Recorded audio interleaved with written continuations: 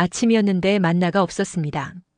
땅을 살펴봤지만 아무것도 보이지 않았고 사람들이 술렁이기 시작하는 소리가 들렸습니다. 저는 천막 밖으로 나갔는데 이웃들의 얼굴에는 불안함이 가득했죠. 오늘은 왜 없는 거야? 누군가 소리쳤고 아이들이 배고프다며 울기 시작했습니다. 40년 동안 매일 아침 내렸던 만나가 그날따라 보이지 않았던 것은 하나님께서 우리를 시험하고 계셨기 때문이라고 지금은 알고 있습니다. 그때 저는 BC 1450년경 광야 한가운데 서 있었고 우리 이스라엘 백성은 애굽을 떠난 지 30년도 더 지난 상태였습니다. 손에 빈 광주리를 든 채 하늘을 올려다봤는데 구름 기둥이 여전히 우리 위에 머물러 있는 것이 보였죠. 하나님께서 우리를 버리신 건가? 제 아내가 떨리는 목소리로 물었고 저는 대답할 말을 찾을 수가 없었습니다. 제 이름은 엘르아살이고 레위 지파 사람이었습니다. 저는 광야에서 태어났기에 애굽을 본 적이 없었고 부모님께 들은 이야기로만 그곳을 알고 있었죠. 아버지는 제가 5살 때 돌아가셨는데 광야 생활의 고됨을 견디지 못하신 것 같았습니다. 어머니는 저와 누이 동생을 키우시며 매일 아침 만나를 주우러 다니셨고 우리는 그것으로 떡을 만들어 먹으며 살아왔습니다. 만나는 고수씨 같기도 하고 진주처럼 희기도 했는데 아침 이슬이 마르기 전에 주어야 했죠. 해가 뜨면 녹아버렸기 때문에 새벽같이 일어나서 광주리를 들고 나가야 했고 안식일 전날에는 이틀치를 주었는데 그것만은 썩지 않았습니다. 저는 20대에 결혼을 했고 아내 드보라와 함께 작은 천막에서 살았는데 우리에게는 7살 된 아들과 5살 된 딸이 있었습니다. 광야 생활은 규칙적이었지만 단조로웠다고 할 수 있습니다. 아침에 만나를 줍고 낮에는 양을 치거나 천막을 수선했으며 저녁이면 가족끼리 모여 하나님께 감사 기도를 드렸죠. 회막은 진영 한가운데 있었고 구름 기둥이 그 위에 항상 머물러 있었는데 밤이 되면 불기둥으로 변해서 우리를 인도했습니다. 모세는 이미 100살이 넘으셨지만 여전히 건강하셨고 백성들의 문제를 재판하시며 하나님의 말씀을 전하셨습니다.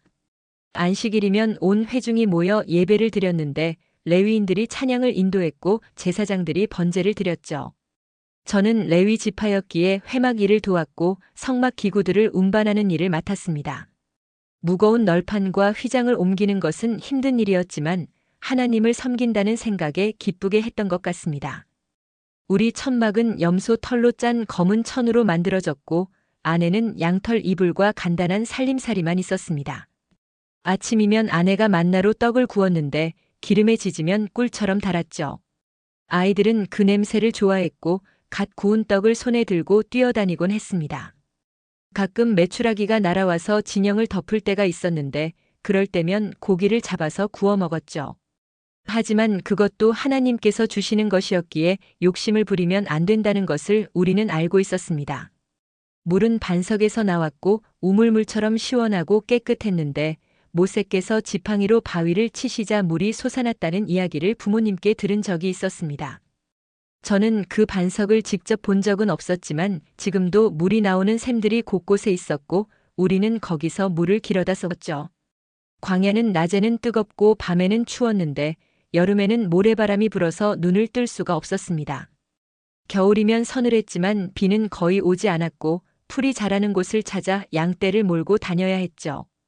뱀과 전갈이 많아서 조심해야 했고 특히 아이들은 천막 밖으로 함부로 나가지 못하게 했습니다. 밤이면 모닥불을 피우고 둘러앉아 옛 이야기를 나눴는데 애굽에서의 노예 생활과 홍해가 갈라졌던 기적, 시내산에서 십계명을 받으신 일들을 어른들이 들려주곤 했습니다. 저는 그런 이야기들을 들으며 자랐고 언젠가 우리가 약속의 땅 가나안에 들어갈 것이라는 희망을 품고 살았죠. 하지만 40년이라는 세월이 너무 길게 느껴질 때가 많았고 가끔은 정말 그 땅에 갈 수 있을까? 하는 의문이 들기도 했습니다. 그날 아침 만나가 없었던 것은 처음 있는 일이었습니다. 사람들이 모여들었고 수군거리는 소리가 점점 커졌는데 모세를 불러야 해. 누군가 외쳤죠. 저도 회막 쪽으로 걸어갔고 이미 수백 명의 사람들이 그곳에 모여 있었습니다. 모세께서 나오셨는데 얼굴에는 근심이 가득했고 손에 지팡이를 짚고 계셨죠. 왜 만나가 없습니까? 사람들이 소리쳤고 어떤 이는 우리가 무슨 죄를 지었습니까? 하고 물었습니다. 모세께서 손을 드시며 조용히 하라고 하셨고 모두가 숨을 죽이며 기다렸죠. 여러분, 하나님께서 우리를 시험하고 계십니다. 모세의 목소리가 광야에 울려 퍼졌고 저는 가슴이 철렁 내려앉는 것을 느꼈습니다. 우리가 만나만 의지하고 하나님을 잊어버린 것은 아닙니까? 그 말씀을 듣는 순간 저는 깨달았던 것 같습니다. 지난 며칠 동안 저는 만나를 당연하게 여겼었습니다. 아침마다 나가면 있을 거라고 생각했고 감사 기도도 형식적으로 했던 것 같았죠. 하나님, 오늘도 만나를 주셔서. 입으로는 그렇게 말했지만 마음속으로는 별 생각이 없었던 게 사실이었습니다. 이웃 사람들도 마찬가지였던 것 같았고 우리는 점점 하나님의 은혜를 잊어가고 있었죠. 어떤 사람들은 투덜거리기도 했는데 매일 똑같은 것만 먹어서 지겹다고 불평하는 소리를 들은 적이 있었습니다. 저도 가끔 그런 생각이 들었지만 입 밖으로 내지는 않았고 그저 마음속으로만 고기가 먹고 싶다, 채소가 그립다 하고 생각했던 적이 있었죠. 하나님께서는 우리의 마음을 다 아셨던 것 같았고 그래서 이렇게 만나를 거두신 것이라는 생각이 들었습니다. 모세께서 말씀을 이어가셨는데 40년 동안 하나님께서 우리를 먹이시고 입히셨습니다라고 하셨습니다. 우리의 옷이 헤어지지 않았고 발이 부르트지 않은 것이 누구 때문입니까? 그 말씀에 저는 고개를 숙였죠.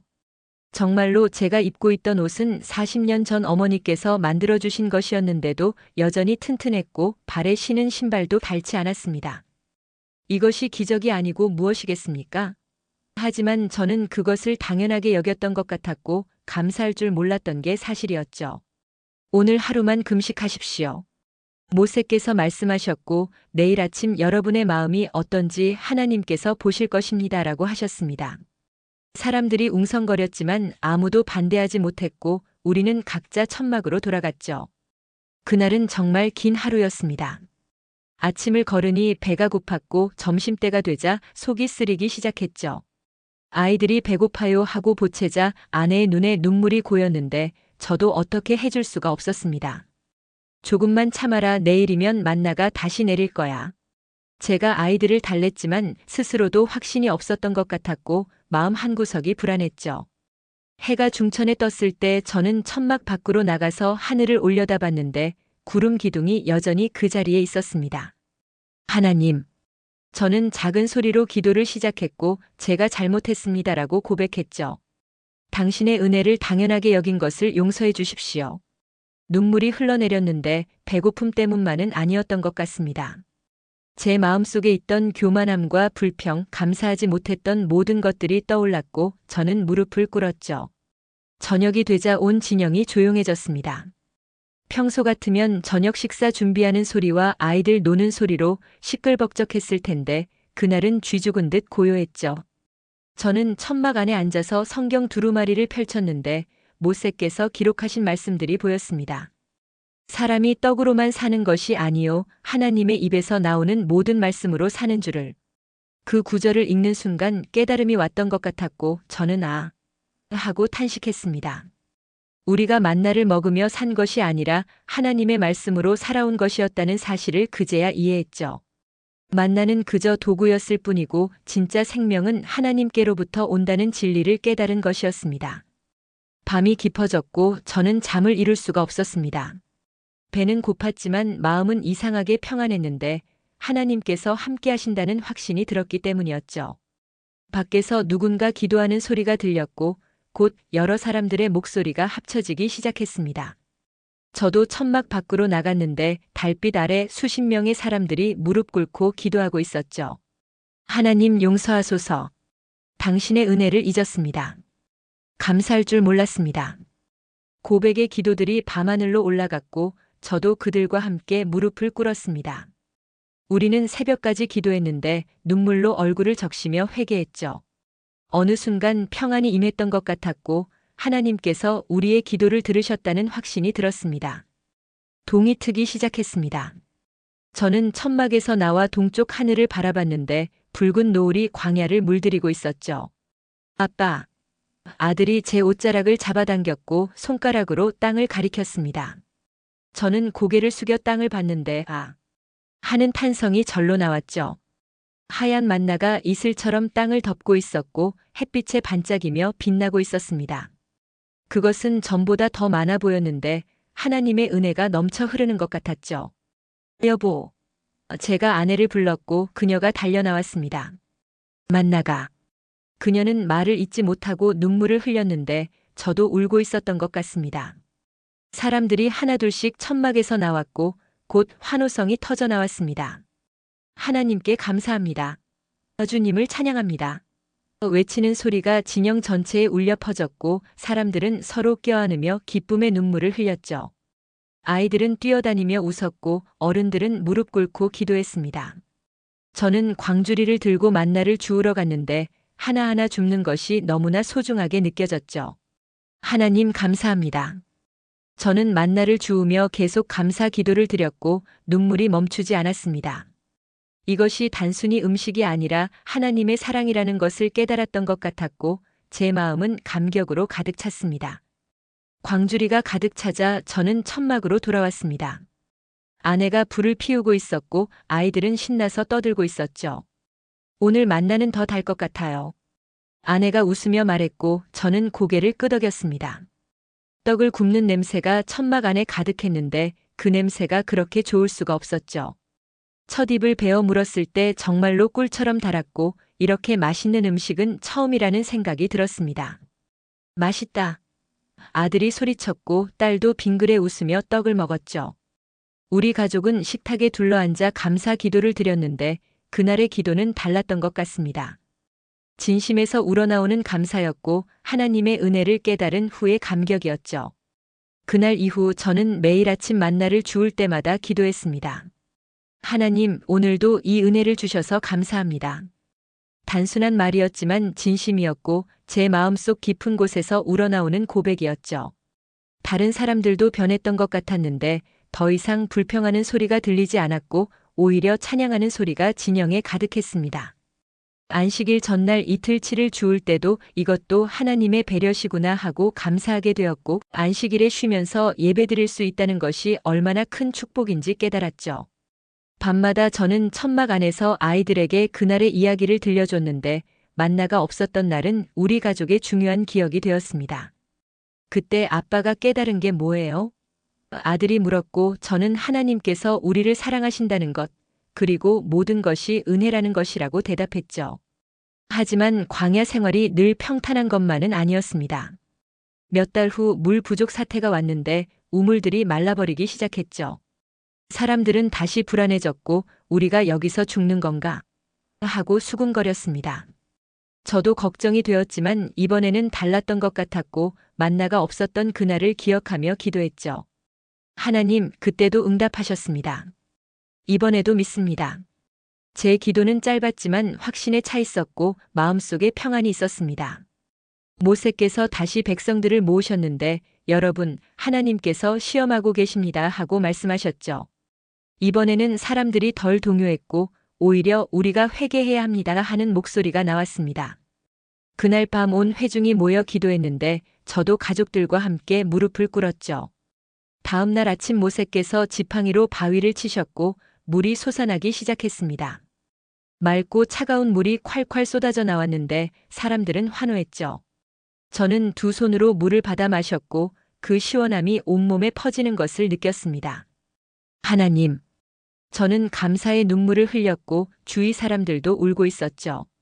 아이들은 물장난을 치며 즐거워했고 아내는 물동이를 가득 채워왔습니다.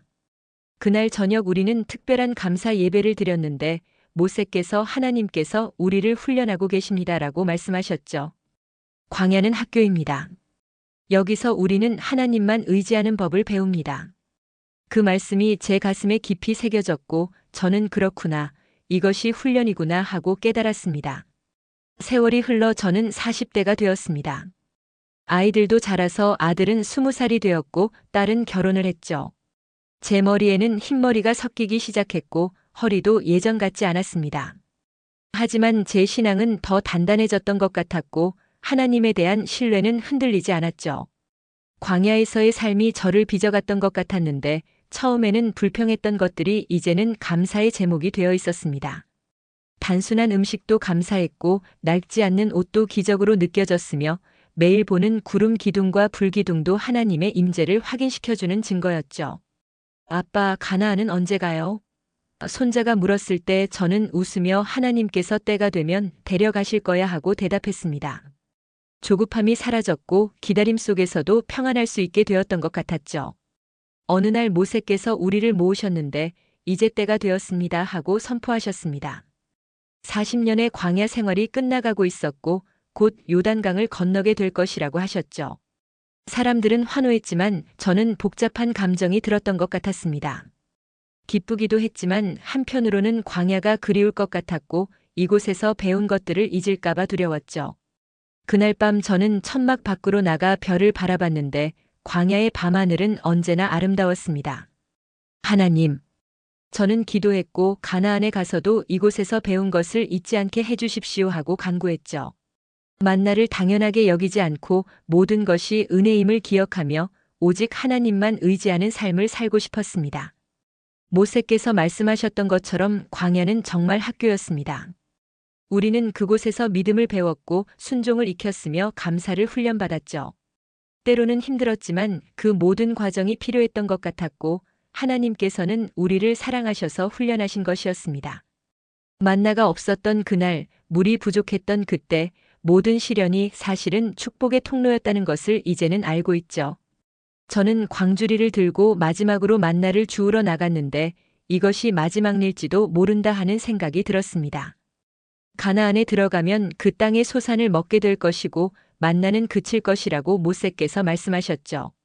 하나하나 정성스럽게 주었고 하나님 40년 동안 먹여주셔서 감사합니다 하고 기도했습니다. 그날 아침에 만나는 유난히 달았던 것 같습니다. 아내가 구운 떡을 먹으며 저는 눈물을 흘렸고 가족들도 함께 울었죠. 이 맛을 잊지 말자. 제가 말했고 아들이 고개를 끄덕였습니다. 하나님의 은혜 맛이에요. 며느리가 말했고 우리는 모두 아멘하고 화답했죠. 식사 후 저는 만나 몇 개를 항아리에 담아서 보관했는데 모세께서 그렇게 하라고 지시하셨기 때문이었습니다. 후손들에게 보여주기 위함이다. 모세의 말씀처럼 이것은 증거가 될 것이고 우리가 광야에서 어떻게 살았는지 다음 세대에 전하는 교재가 될 것이었죠. 항아리 뚜껑을 닫으며 저는 이 만나처럼 하나님의 은혜를 기억하게 하소서 하고 기도했습니다. 진영이 움직이기 시작했습니다. 구름 기둥이 앞으로 나아갔고 우리는 천막을 걷어서 짐을 꾸렸죠. 40년 동안 살던 곳을 떠나는 것은 쉽지 않았지만 새로운 시작에 대한 기대감도 있었습니다. 레위인들은 성막을 해체했고 각 지파는 정해진 순서대로 행진을 시작했죠. 저는 성막 기구를 어깨에 메고 걸었는데 무겁지만 영광스러운 일이었습니다. 하나님께서 함께 하신다. 그 확신이 있었기에 발걸음이 가벼웠고 앞으로 나아갈 수 있었죠. 광야에 모래바람이 불어왔지만 이제는 익숙했고 오히려 작별 인사처럼 느껴졌습니다. 요단강이 보이기 시작했습니다. 저 멀리 강물이 반짝이고 있었고 건너편에는 약속의 땅이 있었죠. 모세께서는 느보산에 오르셔서 그 땅을 바라보셨고 우리에게 마지막 축복을 주셨습니다. 여러분, 광야에서 배운 것을 잊지 마십시오. 모세의 목소리는 떨렸지만 힘이 있었고 가나안에 들어가서도 하나님만 섬기십시오 하고 당부하셨죠. 저는 눈물을 흘리며 듣고 있었고 주위 사람들도 모두 울고 있었습니다. 모세께서는 120세셨지만 눈이 흐리지 않았고 기력이 쇠하지 않으셨는데 하나님께서 특별히 지켜주신 것이었죠. 그분의 마지막 모습을 보며 저는 진정한 지도자란 저런 것이구나 하고 생각했습니다. 모세께서 돌아가셨다는 소식이 전해졌을 때 온 이스라엘이 애통했습니다. 30일 동안 우리는 울었고 하나님의 종을 잃은 슬픔에 잠겼죠.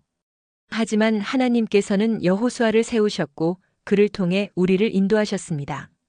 모세는 떠났지만 하나님은 여전히 함께 하신다. 이것이 우리가 깨달은 진리였고 새로운 지도자를 따라 나아갈 수 있었던 이유였죠. 요단강을 건너는 날 아침 저는 일찍 일어나서 기도했습니다. 하나님, 광야를 지나게 하셨듯이 이 강도 건너게 하소서. 제 기도는 짧았지만 확신에 차 있었고 두려움이 없었습니다. 제사장들이 언약궤를 메고 강으로 들어갔습니다. 그들의 발이 물에 닿자 놀라운 일이 벌어졌는데 강물이 멈추기 시작했죠. 위에서 흘러내리던 물이 쌓여서 벽처럼 서고 아래쪽 물은 빠져나가서 마른 땅이 드러났습니다. 홍해 때처럼 누군가 속삭였고 저도 부모님께 들었던 그 기적을 떠올렸죠. 우리는 마른 땅을 밟고 강을 건넜는데 발밑의 땅은 단단했고 물 한 방울 묻지 않았습니다. 제 뒤에서 아들이 아버지, 이게 정말 기적이네요 하고 말했고 저는 그래, 하나님께서 함께 하시면 불가능이 없단다 하고 대답했죠. 강 한가운데서 저는 잠시 멈춰 섰고 좌우의 물벽을 바라봤습니다. 경외감이 밀려왔고 하나님의 능력 앞에 무릎 꿇고 싶었죠. 강을 다 건넌 후 우리는 돌을 쌓았습니다. 12지파를 대표해서 12개의 돌을 강에서 가져왔고 그것으로 기념비를 세웠죠. 이것을 보고 후손들이 물을 것이다. 여호수아께서 말씀하셨고 그때 너희는 말하라 하나님께서 요단강을 마르게 하셨다고 하고 가르쳐 주셨습니다. 저는 그 돌을 만지며 생각했는데 만나를 담은 항아리처럼 이 돌들도 증거가 될 것이고 우리가 경험한 기적을 증언할 것이었죠. 손자들에게 이 이야기를 들려줄 날을 상상하며 저는 미소를 지었고 하나님의 역사는 계속된다 하고 고백했습니다. 가나안 땅에 첫 발을 디뎠을 때의 감격을 어떻게 표현할 수 있을까요? 40년을 기다린 그 순간이었고 드디어 약속이 이루어지는 때였습니다. 땅을 밟으니 부드러웠고 풀이 자라고 있었으며 멀리 보리밭이 보였죠. 이것이 젖과 꿀이 흐르는 땅인가? 저는 무릎을 꿇고 흙을 만졌고 그 흙을 손에 쥐어봤습니다. 광야의 모래와는 달랐고 생명이 느껴지는 땅이었죠. 아내도 옆에 무릎을 꿇었고 우리는 손을 잡고 함께 기도했습니다. 하나님, 이곳까지 인도해 주셔서 감사합니다. 눈물이 멈추지 않았고 가슴이 벅차올랐죠. 그날 저녁 우리는 특별한 식사를 했습니다. 그 땅에서 난 보리로 만든 떡과 구운 곡식을 먹었는데 맛이 달고 고소했죠. 아이들은 이게 뭐예요? 하고 신기해했고 저는 가나안의 음식이란다 하고 설명했습니다. 그런데 다음 날 아침 놀라운 일이 벌어졌는데 만나가 내리지 않았던 것이죠. 40년 동안 매일 아침 내리던 만나가 멈춘 것이었고 이제 정말 새로운 시대가 시작된다는 것을 깨달았습니다. 어떤 사람들은 아쉬워했지만 저는 이해할 수 있었는데 이제 이 땅의 소산을 먹으라는 하나님의 뜻이구나 하고 받아들였죠. 만나의 시대는 끝났지만 하나님의 공급은 계속될 것이고 다만 방법이 달라질 뿐이었습니다. 여리고 성이 무너지는 것을 봤을 때 저는 광야에서 배운 순종의 중요성을 다시 한번 깨달았습니다. 7일 동안 성을 돌고 7번째 날에 7바퀴를 돌라는 하나님의 명령이 있었는데 사람의 생각으로는 이해되지 않는 전략이었죠. 하지만 우리는 그대로 순종했고 나팔을 불며 외치자 성벽이 무너져 내렸습니다. 광야에서 배웠기 때문이다. 저는 생각했고 만일 우리가 광야 훈련을 받지 않았다면 이런 순종을 할 수 없었을 것이라고 확신했죠. 무너진 성벽을 보며 하나님의 방법은 사람의 방법과 다르다는 진리를 다시 배웠고 모든 영광을 하나님께 돌렸습니다. 땅을 분배받는 날이 왔습니다. 레위 지파는 땅을 받지 못했지만 대신 여러 성읍에 거주하게 되었고 성전을 섬기는 특권을 받았죠. 저는 실망하지 않았는데 하나님을 섬기는 것이 더 큰 기업임을 알고 있었기 때문이었습니다. 우리 가족은 작은 집을 배정받았고 처음으로 천막이 아닌 벽이 있는 집에서 살게 되었죠. 이게 집이에요? 손녀가 신기해하며 돌아다녔고 저는 웃으며 그래, 이제 우리 집이란다 하고 말했습니다. 하지만 천막이 그리울 때가 있었는데 그곳에서의 단순한 삶과 하나님께만 의지하던 시절이 떠올랐죠. 집안에 만나 항아리를 놓아두고 매일 그것을 보며 광야에서의 은혜를 기억하기로 했습니다. 세월이 흘러 저는 60이 넘었고 할아버지가 되었습니다. 손자들이 무릎에 앉아 할아버지, 광야 이야기 해주세요 하고 조를 떼면 저는 기쁜 마음으로 들려줬죠. 만나가 없었던 그날의 이야기, 요단강이 갈라진 날의 기적, 여리고 성이 무너진 순간을 생생하게 전했습니다. 하나님께서 우리를 40년 동안 광야에 두신 이유가 뭐예요? 손자가 물었고 저는 잠시 생각한 후 대답했죠. 훈련하시기 위해서란다. 우리가 하나님만 의지하는 법을 배우게 하시려고. 손자는 고개를 끄덕였고 저도 그렇게 살고 싶어요 하고 말했습니다. 그 말을 들으니 가슴이 뭉클했고 제가 배운 것이 다음 세대로 전해지고 있다는 것이 감사했죠. 어느 안식일 예배 때 저는 간증할 기회가 있었습니다. 회당에 모인 사람들 앞에서 서서 여러분, 광야를 기억하십니까? 하고 물었죠. 함께 광야를 경험한 사람들은 고개를 끄덕였고 젊은 세대는 귀를 기울였습니다. 그곳은 힘든 곳이었지만 축복의 장소였습니다. 저는 말을 이었고 거기서 우리는 하나님의 신실하심을 배웠습니다 하고 증언했죠. 만나의 이야기를 했고 물의 기적을 나눴으며 옷이 헤어지지 않았던 일을 설명했습니다. 하나님께서는 우리를 한 번도 버리지 않으셨습니다. 가장 힘든 순간에도 함께 하셨고 필요한 모든 것을 공급하셨습니다. 사람들이 아멘하고 화답했고 어떤 이는 눈물을 흘렸죠. 지금 우리는 가나안에 살고 있습니다. 저는 간증을 마무리하며 말했고 하지만 광야의 교훈을 잊어서는 안 됩니다 하고 강조했습니다. 이 풍요로움 속에서도 하나님만 의지해야 하고 모든 것이 은혜임을 기억해야 합니다. 젊은이들이 진지한 표정으로 듣고 있었고 저는 만나를 당연하게 여겼던 우리의 실수를 반복하지 마십시오 하고 경고했죠. 가나안의 소산을 먹으면서도 하나님을 잊지 말고 풍족함 속에서도 감사를 잃지 마십시오. 예배가 끝난 후 많은 사람이 다가와서 감사하다고 했고 광야 이야기를 더 듣고 싶다 하는 청년들도 있었습니다. 저는 집으로 돌아와서 만나 항아리를 꺼냈습니다. 40년이 넘었지만 그 안에 만나는 썩지 않았고 여전히 하얗게 빛났죠. 하나님의 기적이다. 저는 중얼거렸고 손으로 항아리를 쓰다듬었습니다. 이것은 단순한 유물이 아니라 하나님의 신실하심의 증거였고 우리가 경험한 은혜의 표시였죠. 이 만나처럼 하나님의 사랑도 변하지 않는구나. 깨달음이 왔고 저는 무릎을 꿇었습니다. 하나님, 광야에서도 가나안에서도 변함없이 사랑해 주셔서 감사합니다. 기도가 입에서 흘러나왔고 마음속 깊은 곳에서 감격이 솟아올랐죠. 밤이 되어 아내와 마주 앉아 차를 마셨습니다. 여보, 광야 생활이 그립지 않아요?